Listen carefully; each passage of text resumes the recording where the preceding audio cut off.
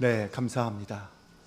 지난 한 주간 동안 교회학교 여름 행사를 위한 특별 새벽 기도회 함께 하신 분들께 진심으로 감사를 드립니다. 이제 토요일부터 시작되는 유치부 여름 성경학교를 시작으로 본격적인 여름 행사가 시작됩니다. 그 모든 것을 준비하는 목회자들과 교사들 뿐만 아니라 참여하는 모든 학생들이 하나님이 베풀어 주신 은혜와 소망 안에서 말씀을 배우고 하나님의 능력과 은혜를 경험하고 하나님의 살아계심을 체험할 수 있는 귀한 시간이 될 수 있기를 바랍니다. 그것을 위해서 함께 기도해 주시고 계속해서 관심과 사랑을 베풀어 주시기를 바랍니다. 전성수 교수가 교통사고로 입원한 병원에서 같은 병실에 있던 사람으로부터 들은 간증 이야기가 있습니다. 그분은 2년 넘게 장기 입원하고 있는 환자였는데 그때까지도 여전히 발걸음이 자유롭지 못하고 몸이 많이 굳어있는 상태였습니다. 어느 날 그분이 자신에게 있었던 일들을 간증하면서 이 정도도 기적이다 이렇게 말하면서 이야기를 시작했습니다. 그는 유단자였는데 박정희 정권 시절에 조폭 단속을 피해서 미국으로 갔다가 미국 시민권자가 되어서 한국으로 돌아와 공항에서 수출입 물품을 관리하는 업무를 맡고 있었습니다. 그러던 어느 날 업무차 공항에서 시내로 들어오다가 자유로 근처 나들목에서 갑자기 하늘에서 떨어진 차에 부딪혀 의식을 잃었습니다. 그는 사망한 것으로 간주되어서 비닐에 담긴 채 영안실에 방치되어 있었습니다. 그런데 시체 씻는 봉사를 하는 교회 한 권사님이 비닐의 지퍼를 열어 그의 몸을 닦다가 미세한 호흡이 있는 것을 발견했습니다. 의식은 전혀 없지만 호흡이 간신히 붙어 있는 그를 발견하고 병원 측은 그를 중환자실로 옮겼습니다. 당시 그는 목이 부러져서 온몸이 마비되어 있었고 갈비뼈가 여러 개 부러져 있어서 허파와 내장들이 파괴되어 있었습니다. 몸이 여기저기 찢어지고 망가져 있는 상태였습니다. 그런데 그 권사님은 매일 중환자실에 찾아와서 얼마 안 되는 그 짧은 면회 시간 동안 뇌사 상태에서 의식이 없는 이 환자에게 계속 성경을 읽어주고 주기도문을 들려주었다고 합니다. 가망이 없다는 의료진의 판단에도 불구하고 미국 시민권자이기 때문에 이러지도 못하고 저러지도 못하며 병원에 계속 방치되어 있었습니다. 의식이 없는 뇌사 상태에서 몇 달 동안 지내면서 이 권사님의 성경 읽어주는 일은 계속되었습니다. 결국 병원 측은 수술을 시도해 보기로 결정하게 되었고 몇 차례의 목 수술과 여러 번의 수술을 통해서 그는 조금씩 의식이 돌아오기 시작했습니다. 의식이 돌아왔을 때 그는 손가락 하나 움직이지 못하고 간신히 숨만 쉬는 상태였다고 합니다. 그는 한 번도 교회에 가본 적이 없었는데 의식이 돌아온 그 순간부터 하나님이 믿어지고 예수님이 자신의 죄를 위해 죽으셨다라는 것이 믿어졌다고 했습니다. 의식이 돌아오고 나서 그의 입에서 나온 첫 말은 주기도문이었습니다. 그는 주기도문을 한 번도 외워본 적이 없는 사람이었는데 그의 입에서 주기도문이 나온 것입니다. 이것이 바로 하나님의 말씀의 능력인 줄로 믿습니다.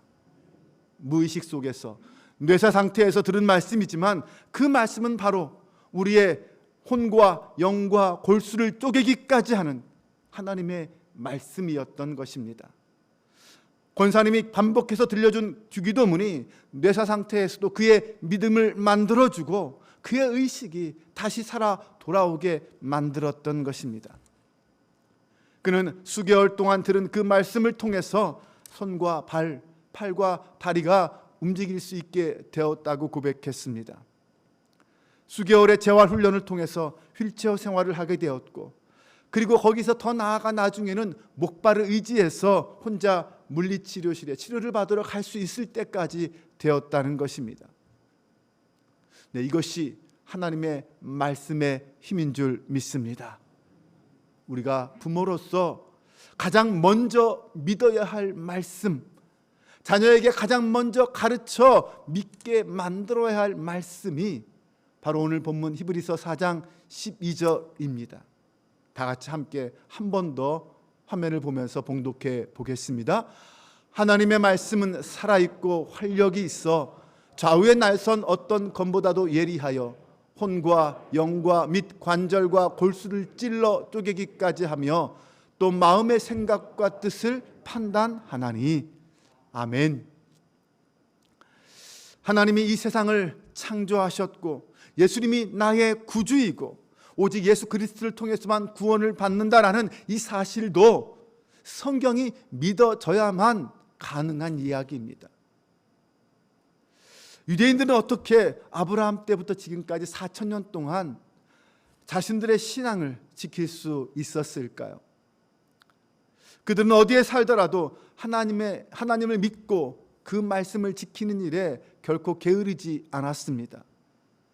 아이들은 돌이 지나면 부모가 침대 머리맡에 성경과 탈무드, 동화를 읽어주는 소리를 들으면서 자랍니다. 이것이 소위 베갯머리 교육인데 부모들은 이것을 자신의 의무이자 일과로 여긴다고 합니다. 이렇게 자란 아이들은 4살쯤 되면 벌써 약 1,500개 이상의 어휘를 소화할 수 있게 된다고 합니다. 한창 말을 배울 시기에 책에서 나오는 무수한 단어를 들으면서 사고력과 어휘력이 향상되는 것입니다. 유대인들은 아이들을 가르칠 때 가장 먼저 특히 이 모세 오경부터 읽고 외우도록 가르칩니다. 고등학교에서 영어나 수학, 역사를 가르치기 전에 먼저 성경을 읽고 배우는 것을 가르칩니다. 이런 조기 성경 교육에 관심과 사랑을 멈추지 말아야 합니다. 뿐만 아니라 그들은 여행할 때도 부모가 아이들에게 성경을 가르친다고 합니다. 어머니가 성경을 가르치면 아버지는 주말이 되면 아이가 얼마나 영적으로 성장했는지 그것을 점검해 줍니다. 유대인의 이런 힘은 교육에서 나오고 그 교육은 바로 하나님 교육, 신앙 교육, 말씀 교육에서 시작된 것입니다. 이런 어릴 때부터 가르치는 조기 성경 교육에서 얻은 정체성이 바로 유대교를 4,000년 동안 이어지게 했고 나라 잃은 민족이 2,000년 동안 버틸 수 있는 힘이 되었던 것입니다. 나아가서 유대인들이 세계적으로 빛을 발할 수 있는 힘이 바로 여기에서 나왔다는 것입니다. 여러분, 아이들을 교회로 인도하는 게 쉬울까요? 아니면 성인들을 교회로 인도하는 것이 쉬울까요? 네, 물론 아이들을 전도하여 예수 믿게 하는 것이 훨씬 더 쉽습니다. 연구조사 결과도 그렇게 나옵니다. 유아 시절에, 초중고 시절이 바로 회심을 경험할 수 있는 가장 중요한 시기입니다. 그래서 교회학교 교육이 중요하다는 것입니다. 아이가 어릴 때 할 수만 있으면 하나님의 말씀과 기독교적인 가치관을 가르쳐야 하고 구원을 받아들일 수 있는 기회가 있을 때 바로 그때 그들에게 영적 체험을 시켜야 합니다.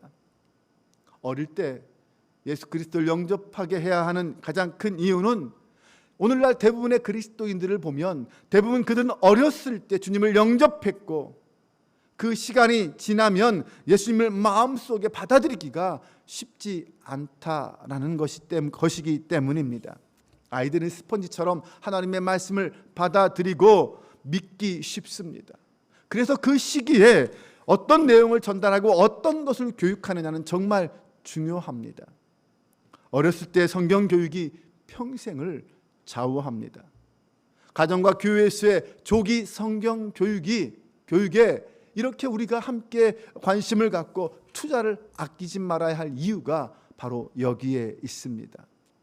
여러분, 가정에서 생활하시면서 어디에 돈이 가장 많이 들어가십니까? 식비입니까? 주거비입니까? 아니면 교육비입니까? 물론 아이들을 키울 때 교육비가 가장 많이 들어갑니다. 제가 어떤 성도님과 얘기하는데 아이들 과외 학원비 때문에 대출까지 받아서 가르친다고 합니다. 고등학교 때까지는 그렇게 가르칠 수밖에 없다라는 거죠. 왜 그렇습니까? 그만큼 자녀 교육이 중요하기 때문이죠. 때와 시기가 있기 때문입니다. 그렇다면 오늘날 교회가 어디에 가장 많은 돈을 사용해야 할까요? 교육비에 가장 많은 돈을 사용하고 아끼지 말아야 할 것입니다. 담임 목사인 저부터 생각을 바꾸지 않으면 안 되는 이런 시대가 왔습니다. 우리는 자녀들이 영어, 수학 실력을 키우기 위해서 조금이라도 더 좋은 학원에 보내려고 애씁니다. 뿐만 아니라 부모님이 좀 능력이 된다면 아무리 많은 돈이 들어도 좋은 과외 선생님을 드리려고 투자를 아끼지 않습니다. 지금 한국 교회는 좋은 전도사님을 모시기가 정말 하늘의 별 따기처럼 어려운 때가 되었습니다. 교회마다 좋은 전도사님을 모시려고 서로 경쟁하고 있습니다. 그러므로 여러분, 우리 교회 전도사님들을 귀하게 여겨주시기 바랍니다. 그들을 인정해 주시고 격려해 주시고 합력해 주시기를 바랍니다. 다니엘서를 읽으면서 저는 이런 궁금증을 가졌습니다. 어떻게 다니엘과 세 친구들은 왕이 내린 음식을 거부할 수 있었을까요? 어떻게 그들은 하나냐와 미사엘과 아사랴는 불불에 던져 죽이겠다는데도 어떻게 신상에게 절하지 않을 수 있었을까요? 도대체 어려서부터 어떤 교육을 받고 자랐기에 그 어린 나이에도 하나님 앞에 정직했고 하루에 3번씩 기도하고 우상에게 절하지 않고 왕의 진미를 먹지 않겠다라는 목숨 걸고 자기의 신앙을 지키는 그런 사람이 될 수 있었을까요? 다니엘과 친구들이 포로로 끌려간 때는 여호야김 왕이 유다를 다스리던 때였습니다. 주전 605년, 606년 경이었습니다.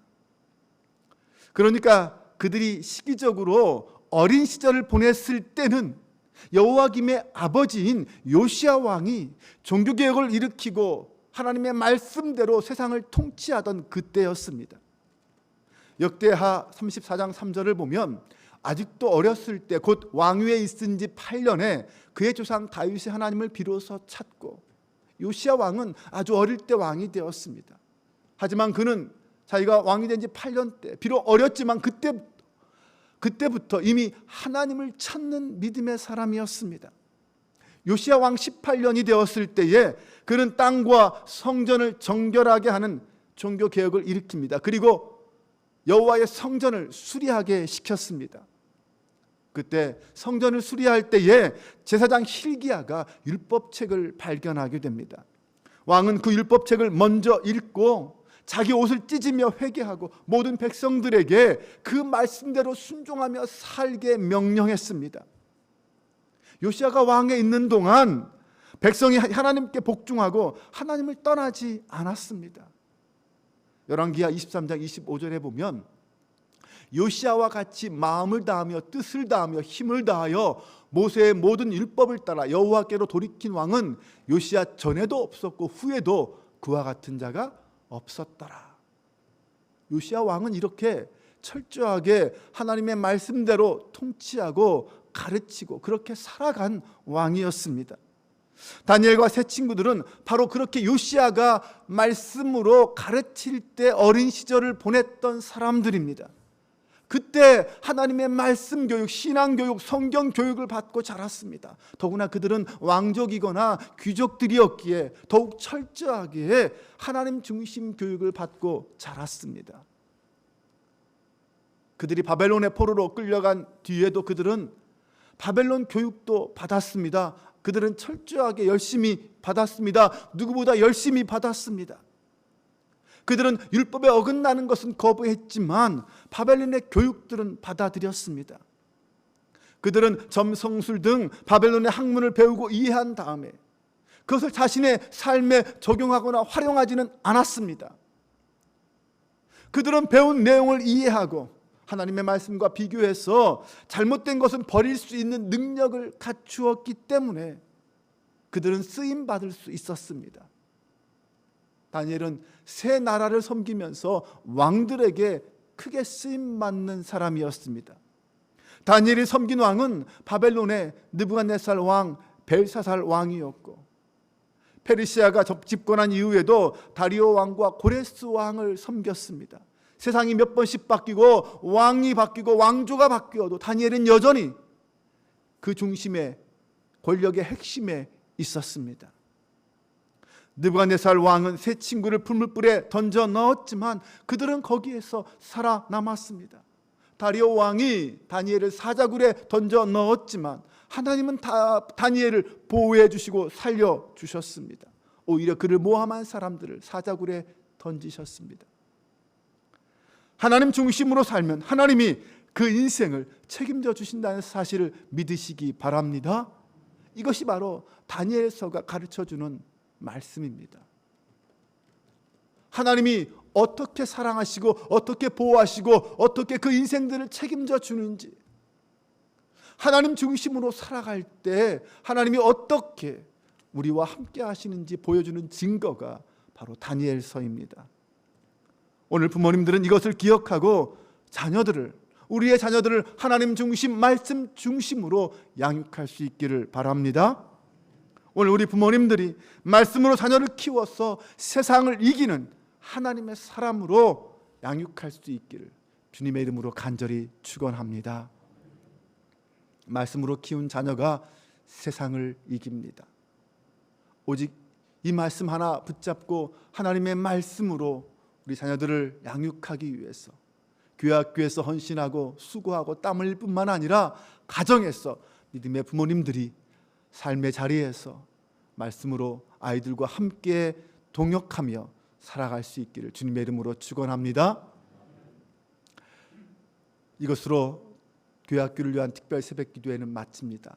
하지만 우리의 기도는 계속되어야 할 줄로 믿습니다.